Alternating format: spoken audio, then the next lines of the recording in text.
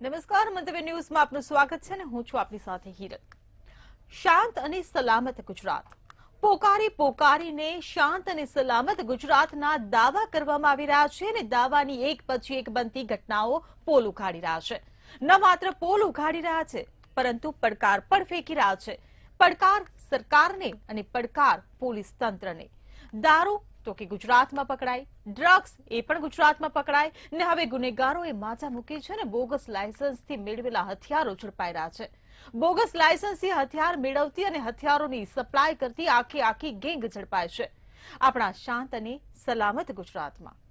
ગુજરાત એટીએસની આ સરાહનીય કામગીરી કે ભારતના અલગ અલગ રાજ્યોમાં પોલીસની મદદથી તપાસ હાથ ધરી અને એમાં માહિતી મળી કે ગુજરાતમાંથી ઘણા લોકોએ છેલ્લા 6 વર્ષમાં યનકેન પ્રકારે નાગાલેન્ડ અને મણિપુરમાંથી ખોટા હથિયારના લાયસન્સો બનાવી હરિયાણાથી હથિયાર ઇસ્યુ કરાવતા હતા, જેને પગલે ગુજરાત એટીએસે Ahmedabad crime branch, Surat crime branch, Vadodara શહેર સહિત અલગ અલગ જિલ્લાની પોલીસની મદદ લઈ અને હથિયાર મેળવતી ગેંગને ઝડપી પાડીને હાલ કાર્યવાહી ચાલી રહી છે।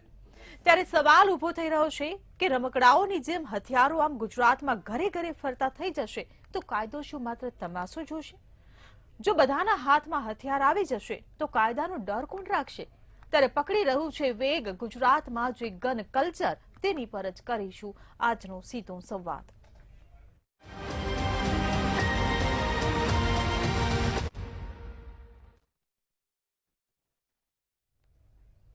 તો ચર્ચામાં આપણી સાથે જોડાઈ ગયા છે મંતવ્ય ન્યૂઝના એસોસિએટ એડિટર પ્રફુલ ત્રિવેદી, આ સાથે ભાજપમાંથી નિલેશ સોલંકી જોડાયા છે અને કોંગ્રેસમાંથી જોડાયા છે મુકેશ પંચાલ। આપ તમામ મહાનુભાવોનું મંતવ્ય ન્યૂઝમાં સ્વાગત છે। પ્રફુલભાઈ, મારો પહેલો સવાલ આપને કે હમણાં ગુજરાતમાં જે ગન કલ્ચરના જે બનાવો વધી રહ્યા છે, જે ઘટનાઓ સામે આવી રહી છે, એ બાબતે આપ શું કહેશો? હિરલ, ગુજરાતની જે ગણતરી છે ને એ સુશિક્ષિત, સંપન્ન અને શાંતિપ્રિય રાજ્યોની અંદર ટોચ ઉપર થઈ રહી છે। હવે છેલ્લા કેટલાક વખતથી જુઓ તો આની તાસીર બદલાતી હોય એવું લાગી રહ્યું છે। જ્યારે અને ત્યારે સૌરાષ્ટ્રમાંથી અને સુરતના દરિયા કિનારેથી અનેક જગ્યાએથી ડ્રગ્સ પકડાયા કરે છે। ડ્રગ્સ પકડાય છે એ તો માની લો કે બહારથી આવે છે અને ગુજરાત છે એ એની હેરફેરનું મહત્વનું કેન્દ્ર બની ગયું છે, પરંતુ હવે તો ઘર આંગણેનું ઉત્પાદન ચાલુ થયું છે। એમડી ડ્રગ્સની ફેક્ટરીઓ પકડાય છે, એ અંકલેશ્વર હોય, વાપી હોય, અમદાવાદ પાસે હોય, આણંદ પાસે હોય, હવે એ એમડી ડ્રગ્સ બનાવતી ફેક્ટરીઓ પણ પકડાઈ રહી છે। હવે બીજી વાત કરીએ તો ટોળાઓ હાથમાં તલવાર લઈ અને લાકડીઓ લઈ અને ગમે ત્યારે સોસાયટીઓમાં ઘૂસી જાય છે। દારૂ પીધેલા ડ્રાઈવરો, ડ્રંક્સ એન્ડ ડ્રાઈવ વધતું જાય છે। એ એક્સિડન્ટ કરે છે ત્યારે ખબર પડે છે કે આને કોઈ ડ્રગ્સ લીધું છે કે દારૂ પીધેલો છે। એટલે આ તમે આખી જો વાત કરો તો એમાં એક હવે નવી બાબત ઉમેરાઈ છે, એ છે ગન કલ્ચરની। ગુજરાત જેવા રાજ્યમાં ગન કલ્ચર શબ્દ વાપરવો એ બંને વિરોધાભાસી છે। ગુજરાતમાં એક અલગ જ તાસીર છે અને ગન કલ્ચરની તાસીર અલગ હોય છે। એ યુપી, બિહાર કે એવા કોઈ રાજ્યોમાં હોઈ શકે। આપણે ગુજરાતમાં ગન કલ્ચરની વાત કરવા બેઠા છીએ, એમાં આશ્ચર્યજનક પાસું એ છે કે બીજા રાજ્યોની સરખામણીએ ગુજરાતની અંદર કાયદો અને વ્યવસ્થાની સ્થિતિ સારી ગણાય છે, પરંતુ હવે ગુજરાત રાજ્ય છે એની ઓળખ ધીરે ધીરે બદલતું હોય એવા સંકેતો આપણને મળી રહ્યા છે આ ગન કલ્ચર બાદ। હવે આ ગન કલ્ચરની મૂળ આપણે વિષય ઉપર આવી જઈએ તો એક આખું રાષ્ટ્રવ્યાપી કૌભાંડ છે, એટીએસે પકડ્યું છે અને જે નાગાલેન્ડ, મણિપુર આ બધા જે રાજ્યો છે ત્યાં ના ખોટા એડ્રેસ ઊભા કરી, બનાવટી ભાડુઆતના કરાર ઊભા કરી અને જે ગુનેગારો છે એ લોકોને ત્યાંથી આખા રાષ્ટ્રમાં ઉપયોગમાં આવી શકે એવું હથિયારનું લાયસન્સ આપવામાં આવે છે અને ગુજરાતમાંથી પણ એ લાયસન્સ મેળવનારાઓ ઘણા બધા છે। આરોપી હોય છે એને ગુજરાતમાં લાયસન્સ નથી મળતું, એટલે અહીંયા ગોઠવણ કરી અને લાયસન્સ મેળવી લેવામાં આવે છે. જે હરિયાણામાં નુહામની અંદર એક ગન હાઉસ ચલાવે છે શૌકત અલી કરીને. એ શૌકત આણિક જે મંડળી છે એ જુદા જુદા રાજ્યોના જે આરોપીઓ હોય છે એમને ફોન કરીને કે સંપર્ક કરીને ગન લાયસન્સ આપવાની વાત કરે છે. માત્ર લાયસન્સ આપવાનું હોય તો 7 લાખ રૂપિયા થાય છે, હથિયાર સાથે હોય તો 20 લાખ રૂપિયા થાય છે. અને આ રીતે એ લાયસન્સ અને હથિયારો પ્રોવાઈડ કરી રહ્યા છે. અને એ નકલી ભાડા કરારના આધારે હવે તમે જુઓ કે ગુજરાતની અંદર 7 જણા પકડાયા છે. એ એના એજન્ટો છે અને 115થી વધુ લોકોને અત્યાર સુધીમાં હથિયારો અને લાયસન્સ પ્રોવાઈડ થઈ ગયા છે. આ આંકડો હજુ મોટો થવાની પૂરેપૂરી સંભાવના એટલા માટે છે કે આ કૌભાંડ છેલ્લા 6 વર્ષથી ચાલતું હતું. 6 વર્ષથી ચાલતું કૌભાંડ પોલીસને રહીને 6 વર્ષે ધ્યાનમાં આવે છે. એ બાબત જ સૂચવે છે કે આપણે ત્યાં કાયદા અને વ્યવસ્થાની પરિસ્થિતિ કેટલી લૂઝ થતી જાય છે. નહીતર તો મંદિરમાંથી ચપ્પલ ચોરાય તો પોલીસ લાવી શકે ધારે તો, પણ અત્યારે તો ગન લાયસન્સ આવી જાય છે ને હથિયારો આવી જાય છે. હથિયારો ઉડીને તો આવતા નથી, કોઈને કોઈ વાહનમાં તો આવ્યા જ હશે. હવે અત્યારે જે પકડાયા છે એમાં મુકેશ બાંભા છે, અર્જુન અલગોતર છે, વિશાલ પંડ્યા છે, સોલા બોળિયા છે, ધૌર્ય જરીવાલા છે, સદ્દામ હુસેન છે, બ્રિજેશ ઉર્ફે બિટ્ટુ મહેતા છે. આ બધા છે ને એ અલગ અલગ ગુનાહોની અંદર એમના નામો નોંધાયેલા છે, આરોપીઓ છે. અને આ લોકો કોલ સેન્ટર ચલાવતા હોય છે, ક્રિકેટના સટ્ટા લેતા હોય છે, મારામારી અને હત્યાના પ્રયાસ જેવા ગુનાઓમાં આ લોકોની સામે નોંધાયેલા છે. હવે આરોપીઓ છે અમદાવાદ, સુરત, સુરેન્દ્રનગર, વડોદરા, રાજકોટ, બોટાદ અને મોરબીમાં એ લોકો રહે છે. આ જુદા જુદા જે પકડાયા છે અને એમની સામે જુદા જુદા ગુનાઓ નોંધાયેલા છે. એટીએસે 3 નંગ 12 બોરની ગન, 2 પિસ્તોલ અને 1 રિવોલ્વર અને એની સાથે એના જે કારતૂસને જે રાઉન્ડ છે એ પણ પકડ્યા છે. અને આ કદાચ પકડાયો છે જથ્થો ઘણો નાનો હશે, આથી પણ મોટો નીકળવાની સંભાવના છે. કારણ કે આ બહુ જ લાંબા સમયથી આ બધું ચાલતું હતું. હવે આપણે ગૃહમંત્રી શ્રી સૂત્ર આપે છે કાયદામાં રહેશો તો ફાયદામાં રહેશો. હું માનું છું ત્યાં સુધી કાયદો છે એ ફિલ્ડની અંદર, ગ્રાઉન્ડની ઉપર, જમીન ઉપર દેખાવો જોઈએ, લોકોમાં ભય પેસવો જોઈએ. બાકી હું નથી માનતો કે કોઈ સૂત્ર પોકારવાથી લોકોને કાયદાનો ડર લાગે. કાયદાનો ડર ત્યારે જ લાગે કે જ્યારે પોલીસ છે એ સંપૂર્ણપણે 24/7 સક્રિય હોય.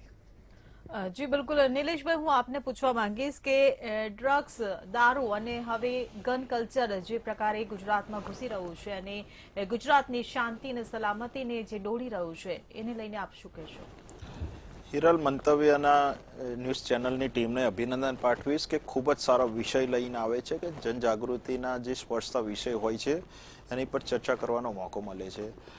જે રીતે આ ગુજરાત સરકાર અને ગુજરાતમાં શિક્ષિત, સમૃદ્ધિ અને સલામતી, જે પ્રફુલ્લભાઈએ બહુ સારી વાત કરી કે આ ગુજરાત એક અલગ ઓળખ હોય છે, એક અલગ દિશામાં હોય છે, પ્રગતિશીલ હોય છે, વેપારી રાજ્ય છે, ઔદ્યોગિક રાજ્ય છે, સંપન્ન રાજ્ય છે અને બીજા રાજ્યોની સરખામણીએ વધુ સુશિક્ષિત ગણાય છે. ત્યાં આ ગન કલ્ચર છે અને એમાં પણ ભાજપની ટર્મિનોલોજીમાં તો મોડેલ સ્ટેટ છે.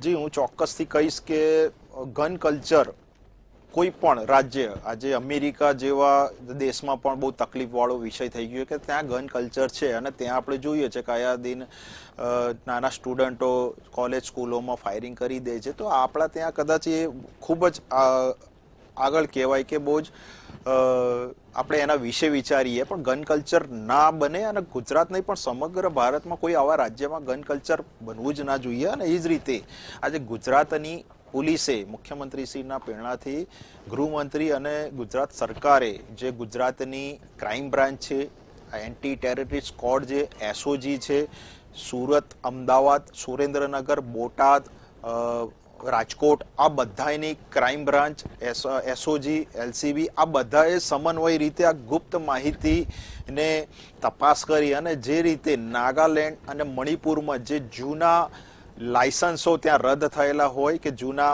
આઈ કાર્ડો હોય ત્યાં નવા ડોક્યુમેન્ટનું આ લોકો ડુપ્લિકેશન કરતા હતા અને અહીંયા 7 લાખથી 15 લાખ કે 20 લાખ સુધી આ લોકો ગુજરાતમાં લાયસન્સ વેચતા હતા અને એના લીધે ત્યાંના લાયસન્સ હવે આપણે અહીંયા જોઈએ છે કે એક ડ્રાઇવિંગ લાયસન્સ બી ગુજરાતમાં આપણે બનાવવું હોય ને હિરલ તો એક તો મૌખિક પરીક્ષા પછી પ્રેક્ટિકલ અને એમાં પણ આપણે સમજીએ છીએ કે ભાઈ કોઈ જગ્યાએ આંઠળો પાડવામાં પણ તકલીફ પડે તો આપણને 1 નહીં 2 એક્ઝામ આપવી પડે છે. તો આ તો ગન લાયસન્સ છે કે ગન લાયસન્સ તમે કયા હેતુથી લો છો, ઓફિશિયલ જે ગુજરાત સરકાર આપે છે તો એનો નિયમ હોય છે કે પહેલા તમે કયા બેઝ ઉપર લો છો, તમારો હેતુ શું છે, તમારા જે નોર્મ્સ છે એના કડક નોર્મ્સ છે અને એ પછી ગ્રામ્ય હોય તો કલેક્ટર સાહેબના અધીન એ લાયસન્સ ઇસ્યુ થાય છે જેમાં ગૃહમંત્રી શ્રીના પરમિશનથી અને સિટી એરિયા હોય તો અમદાવાદ પોલીસ કમિશનર હોય કે રાજકોટ પોલીસ કમિશનર હોય કે એવા મેગા સિટી જે હોય એના કમિશનરના અધીન એ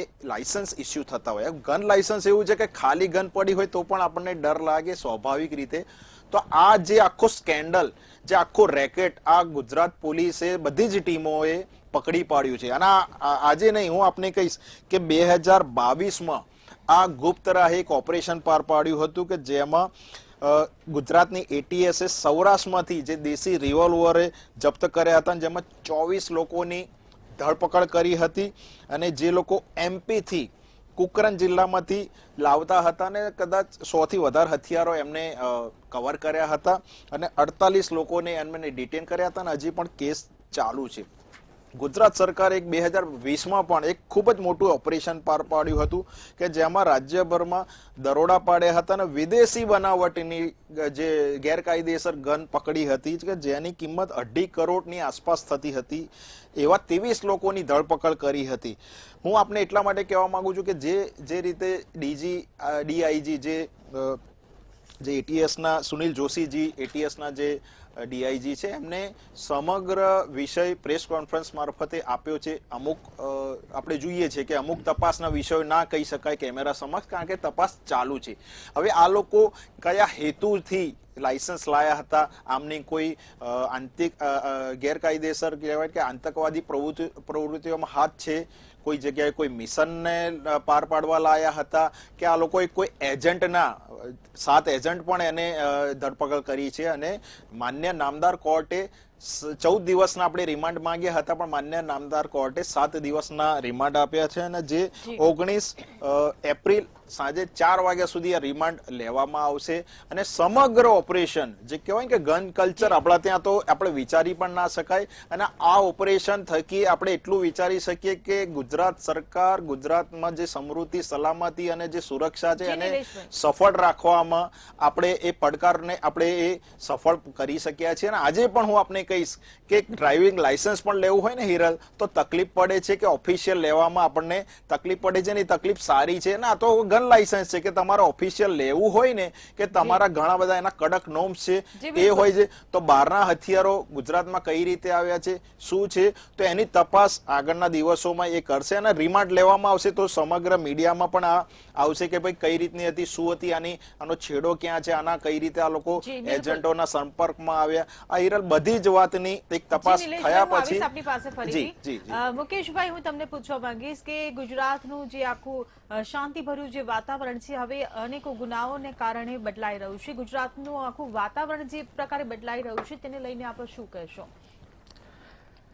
જો સૌથી પહેલા તો આપણા ગુજરાતને ખરેખર હાલની પરિસ્થિતિ જોઈએ ને તો બહુ સંવેદનશીલ પરિસ્થિતિ છે કારણ કે સૌથી પહેલા તો આપણે જો મૂળમાં જોઈએ ને તો સૌથી પહેલા જે દારૂ એ તો આપણે નાથવામાં નિષ્ફળ રહ્યા છીએ અને છેલ્લા 30 વર્ષથી ભારતીય જનતા પાર્ટીની સરકાર છે અને અધિકારીઓથી માંડીને નેતાઓના ખિસ્સા ભરાય છે પણ દારૂમાં કંઈ કરી શક્યા નથી. બીજી વાત એવી છે જુગાર અને ડ્રગ્સ આ બંને પણ માજા મૂકી છે એ પણ આપણે જોઈએ છે. હવે એ જે પકડાય છે એટલે એમનું કેવું એમ છે કે પકડે છે અરે પકડે છે એટલે મળે છે વેચાય છે આવે છે ત્યારે પકડાય છે બરાબર છે. જો આવતું જ ના હોય તે પકડાવાનો કે લોકોને બરબાદ થવાનો કોઈ પેલો પ્રોબ્લેમ ના થાય. પણ હવે એવું થયું કે આ ગન કલ્ચર, હવે ગન કલ્ચરની અંદર એમણે આંકડા ગણાયા કે 2 વર્ષ પહેલા આટલું થયું હતું, 3 વર્ષ પહેલા આટલું થયું હતું. હું એમ કહું છું રોજ બરોજ આ વસ્તુ વધતી જાય છે, કોઈ વસ્તુ અટકતી નથી. હું એમ કહું છું એટીએસ હોય તો એની કામગીરી કરે, અધિકારીઓ હોય એની કામગીરી કરે, આઈબી હોય તો એની કામગીરી કરે, પણ કઈ કામગીરી કઈ રીતે કરે છે સૌથી મોટો સવાલ છે. કારણ કે ગુજરાતથી ગન કલ્ચરના પાયામાં આંતરરાષ્ટ્રીય કોલ સેન્ટર અને હવાલા નેટવર્ક, આ એટીએસ ક્યારે એને જેને કહેવાય ને ભેદી શકશે, આ સૌથી મોટો સવાલ છે. અને આપણી ત્યાં જે એજન્સીઓ કામ કરે છે ને એ મૂળભૂત રીતે સરકારના ઈશારે જ કામ કરતી હોય છે. કારણ શું છે, કોણ પકડાય છે, કેવી રીતે પકડાય છે, ક્યાંથી પકડાય છે, એ સૌથી પહેલા તો પાછું જોવામાં આવે. અને લોક મુખે ચર્ચા છે કે ખરેખર આ જે પકડાયા છે એ લોકોને અત્યારે જે ખરેખર કાર્યવાહી થવી જોઈએ એવી નથી થઈ, અને પાછી એટીએસ એમની ને એમની પીઠ જાતે થાબડતા હોય ને એવું આપણને દેખાય. હવે કોલ સેન્ટરથી અમેરિકનોને છેતરીને ગોલ્ડ કાર્ડની ખરીદી કરાવી અને ગોલ્ડની હેરાફેરી કરે. હું એવું માનું છું કે આ જે વસ્તુ છે એ એટીએસ કે અધિકારીઓથી આજે 6 વર્ષથી ચાલતી હતી, શું છાની માની ચલાવી શકતા હોય એવું બને ખરું? આજે તમે એક બોટલ દારૂ જો કોઈને ત્યાંથી સહેજ ખબર પડી જાય ને તો એના ઉપર કેટલી મોટી રેડ થાય ને શું થાય, બરાબર છે? તો પછી આટલી મોટી વસ્તુ થાય, આપણા દેશની બદનામી થાય, લોકો છેતરાય, એ શું કેમ એમના સુધી નથી મૂળમાં પહોંચતા? એની આગળ સૌથી મોટો ભ્રષ્ટાચાર છુપાયેલો છે એવું મારો ચોખ્ખો આક્ષેપ છે. એનું કારણ છે, આપણે બધી વાત કરીએ કે સરકાર કામ કરે છે ને સરકારના અધિકારીઓ સતર્ક છે ને મંત્રીએ કહી દીધું છે, પણ તો પછી આની અંદર એક કડકાઈ કેમ નથી આવતી? કેમ અટકતું નથી? કોઈ ગુનાહિત પ્રવૃત્તિઓ આપણે એવું અત્યાર સુધી નથી જોયું કે અટકતી હોય. આપણે એવું પણ જોઈ શકીએ કદાચ મહિનો 2 મહિના કે 3 મહિના આપણને શાંતિ લાગવી જોઈએ કે આ ગુજરાત મોડલ જે ભારતમાં લઈને જઈ રહ્યા છે એની અંદર શાંતિનું વાતાવરણ જરાક દેખાય. આજે ક્યાંય લાગે છે? તમે ડેલી ન્યૂઝપેપર ખોલો, ટીવી ખોલો, તમને હિંસાના, મર્ડરના, દારૂના, જુગારના, ડ્રગ્સના, છેલ્લે હવે આ ગન કલ્ચરના આવા દાખલાઓ તમને જોવા મળે. તો એનું કારણ મૂળમાં શું છે એ શોધવાનું કામ કોનું? સરકારનું છે, સરકારની એજન્સીઓનું છે, પોલીસનું છે, અધિકારીઓનું. તો આ જે નાના કેસો પકડી અને પોતાની જાતે પીઠ થાબડે. હવે મને એમ થાય છે કે આ જે રીતે ડ્રગ્સ વધી ગયું, અરે દારૂનું દૂષણ તો ગુજરાતમાં હવે આપણે બોલી શકાયું નથી. ડ્રગ્સ પણ હું કઉ છું કે આ દારૂ જેવું 50% જેટલું ચાલુ થઈ ગયું છે. હવે પાછું આ ગન કલ્ચર એવી રીતે ના થઈ જાય એનું આપણે ધ્યાન રાખવું પડશે. મને એવું થાય છે, હમણાં એમણે દાખલો આપ્યો કે અમેરિકાની અંદર ગમે ત્યારે એમ કે પેલા ગન થી મારી નાખે ને હિંસા થાય ને. ભાઈ અમેરિકામાં કાયદો જુદો છે, ત્યાં કરિયાણાની દુકાને ગન મળે છે, જે આપણા ભારત દેશની અંદર ને ગુજરાતમાં એ રીતે નથી મળતું, એવો કોઈ કાયદો નથી. અને અહીંયા આગળ ગન કલ્ચર ચાલુ થાય ને તો એની ચિંતા આપણને હોય. તમે એની જોડે સરખાવા જાવ ક્યાં તમારો મેળ પડે મને ખબર નથી પડતી. તો પછી એનો મતલબ એવો થયો કે તમે જે વિદેશની અંદર જે ડિસિપ્લિનરી વાત છે એની વાત અહીંયા કરતા નથી, પણ જ્યાં વિદેશમાં ગનથી મર્ડર થઈ જાય એની વાત કરો છો. એવું તો આપણે નથી, પણ એવું ના હોય. ભારત દેશના કાયદાને અમેરિકાના કાયદાને તમે કઈ રીતે બોલવો છો? જી મુકેશભાઈ, નિલેશભાઈ હું તમને પૂછવા માંગીશ કે દારૂ હોય, ડ્રગ્સ હોય કે પછી ગન કલ્ચર હોય કે કોઈ પણ ગુનાખોરીની પ્રવૃત્તિ હોય, આ બધી બાબતો જે પ્રકારે હવે સામે આવી રહી છે, એક પડકાર ઉભો કરી રહ્યું છે, ત્યારે તમે શું માનો છો કે કેટલો પડકાર પોલીસને? જો કેમેરા સમક્ષ ટીવી મીડિયાના માધ્યમથી પોલીસનો મનોબળ તોડવાનો પ્રયાસ ના કરી શકાય, અને આ જે પોલીસ આટલું કામ કરી રહી છે, આપણે ડિબેટ કરી રહ્યા છે, પકડાય છે પ્રેસ કોન્ફરન્સ થઈને પછી આપણે મીડિયા અહેવાલનાથી કે ડિબેટ કરી રહ્યા છે, એક જનજાગૃતિ માટે ડિબેટ કરી રહ્યા છે કે ભાઈ આમાં શું થયું, કઈ રીતનું થયું. આજે ગેરકાયદેસર કાર્યવાહી થતી હોય તો એસઓજી, એટીએસ આ બધા કેવા ઓપરેશન કરતા હશે આપણને નહીં ખબર હોય. રાત દિવસ એ લોકો એક જ જગ્યા ઉપર કેટલા ઓપરેશનો એમના જીવના જોખમે આ પકડતા હશે આપણને નહીં ખબર. એટલા માટે અને કોઈ કરિયાણાની દુકાન ઉપર બેન કરિયાણાની વસ્તુ મળે, ગન મળતી હોય ઠીક છે, ટેકનોલોજીનો જે ઉપયોગ જે ગુજરાત સરકારે અને ગુજરાત પોલીસે જે કર્યો છે એનો પણ કહીશ કે ડીપી દ્રષ્ટિ કે જે 100 નંબર આપણે બેન ફોન કરીએ નજીકના ક્યાંય કોઈ જગ્યાએ કોઈ તકલીફ પડી હોય તો ડ્રોન પહોંચશે. આ ગુજરાત સરકારની ગુજરાત પોલીસે પહેલ કરી છે. ડીપી દ્રષ્ટિ કે ડ્રોન પહોંચશે ને ત્યાંથી એના સર્વેલન્સમાં જશે ને ત્યાંના નજીકના દ્રશ્યો લેશે ને ક્યાં શું હતું એટલે તાત્કાલિક જે એટ ધ ટાઈમ પોલીસ પહોંચવાની હોય કે 108 જેમ પહોંચે એવી રીતે ડ્રોન પહોંચશે ને ત્યાંથી સર્વેલન્સ થઈને 100 નંબરના એક એના રેડિયેશનમાં આપશે કે ભાઈ આવું થઈ ગયું છે. 100 નંબરની તો પોલીસ પહોંચે જ છે. જે રીતે નાગરિકની સુરક્ષાઓ કે આપણે જો કે ગુજરાત પોલીસે સિટીઝન એપ કે જે એમાં તમે ભાડુઆત રાખતા હોય કે આતે હોય કે ઘણી બધી તકલીફો પડતી હતી, ઘણા બધા ગુના આચરતા હતા, તો એમાં પણ ઓનલાઈન એપથી તમે એ સુધારણા કરી શકો છો. હમણાં જ આપણે જોયું કે અમદાવાદ પોલીસના કમિશનર સાહેબ મલિક સાહેબે જે રીતે કે ગુજરાતમાં અમદાવાદમાં જે પોલીસ કમિશનરોને બેસવાનો, પોલીસ ઇન્સ્પેક્ટરોને બેસવાનો સમય નક્કી કર્યો, મુલાકાતીઓને બેસવાનો નક્કી કર્યો, પોલીસ સ્ટેશનમાં રાતે 12 વાગ્યા સુધી બેન બેસવાનું નક્કી કર્યું. બેન આ બતાવે છે કે ગુજરાત સરકાર મુખ્યમંત્રીશ્રીને પ્રેરણાથી ગૃહમંત્રી અને બધા જ પોલીસના વિભાગો જે જનતા માટે જે શાંતિ સુરક્ષા સલામતી માટે શું કરી શકાય, તો આ આધુનિક યુગમાં નવા ઇક્વિપમેન્ટ સાથે પોલીસને સમન્વય રીતે બધી જ ટીમો કામ કરે છે. બેન હવે મને એમ કહો વર્લ્ડમાં કયા દેશમાં કોઈ ગુના નહીં થતા હોય, પણ એ ગુના ઉપર ત્વરિત એક્શન લેવાનું કામ સરકારનું છે. અને આપણે જોયું કે હમણાં જ આપણે જોયું કે ઘણા બધા ઇનલીગલ જે અસામાજિક તત્વો પકડાયા તો કોર્પોરેશને એસી, ટોરેન્ટ, જીબી, પીજીવીસીએલ જેટલી બી આપણી છે ગુજરાતની કંપનીઓ વીજળી, એ લોકોએ કોર્પોરેશને ગૃહ વિભાગે સમન્વય રીતે આ તમને બહુ જ જોવા મળ્યું હશે કે આ લોકોએ ઇનલીગલ બાંધકામ છે તો ભાઈ તોડો, કેમ નહીં, કઈ રીતે તમે સરકારના સંપત્તિનું નુકસાન કરી શકો, કઈ રીતે તમે ગુના આચરી શકો અને તાત્કાલિક ફાસ્ટ ટ્રેકમાં કોર્ટમાં કેસ ચાલે. આપણે જોયું છે કે ઘણા બધા એવા રેપના કિસ્સા છે કે દિવસ આમ વેઢે ગણી શકાય એવા 15 દિવસ, 20 દિવસ, 59, 63 દિવસ, આ બધા દિવસોમાં ફાંસીની સજા થયેલી છે. ગુજરાત સરકારને ખાલી પકડવું નહીં પણ એ અસામાજિક તત્વોને આવા પકડાયેલા ગુનાખોરીઓ વાળાને એ સજા કડકમાં કડક થાય એ દિશામાં સરકાર કામ કરી રહી છે.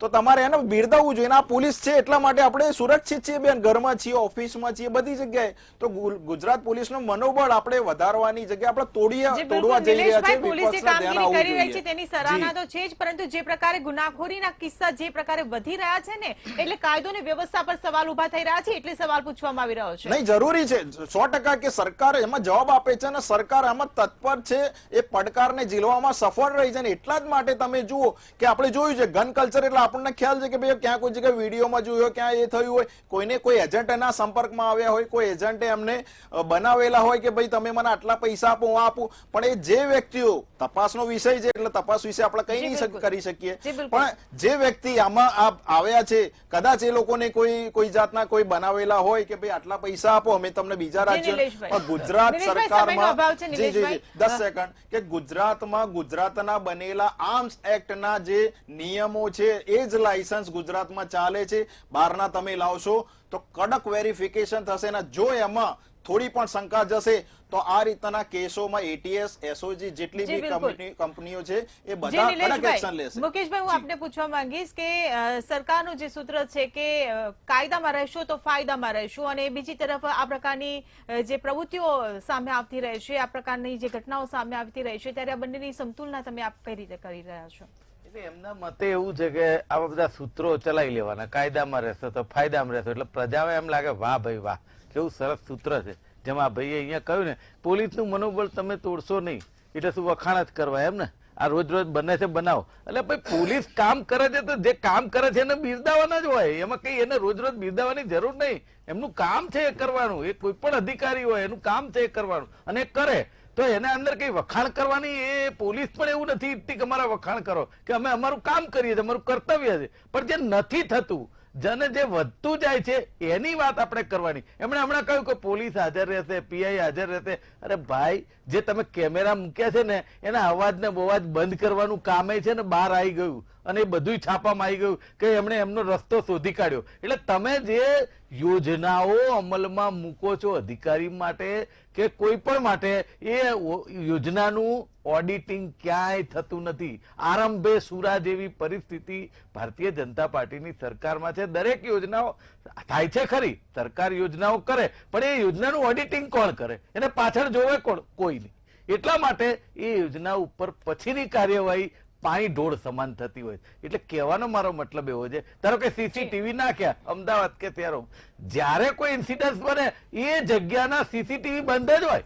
અરે યાર, આવું કેવી રીતે? પછી એ લોકો પ્રાઇવેટ સોસાયટીઓના અને પ્રાઇવેટ રોડના સીસીટીવી તપાસવા નીકળે કે ભાઈ હવે અમારા અહીંયા બંધ છે, તમારી સોસાયટીના સીસીટીવી આપો. પણ મારું કેવું એવું, પ્લીઝ મેં તમને રોકે વચ્ચે નથી બોલ્યું, મારું કેવું એવું છે કે તમે જે કોઈ સીસીટીવી નાખ્યા હોય, એકવાર તમે આવું બને કે બંધ નીકળે, દરેક વખતે એવું બને, તો તમે કઈ રીતના ટેન્ડર બહાર પાડો છો, કઈ રીતની એજન્સીઓને કામ આપો છો? રોડમાં તો ભ્રષ્ટાચાર, સીસીટીવીમાં ભ્રષ્ટાચાર, કોઈ પણ યોજના ભ્રષ્ટ, તો પછી ક્યાં સુધી ભ્રષ્ટાચારની અંદર ચલાવવાનું? મને એમ થાય છે કે આ પ્રજાના ટેક્સના પૈસા છે, બરબાદ જ કરે દેવાના અને કોઈ બોલે વખાણ કરે દેવાના.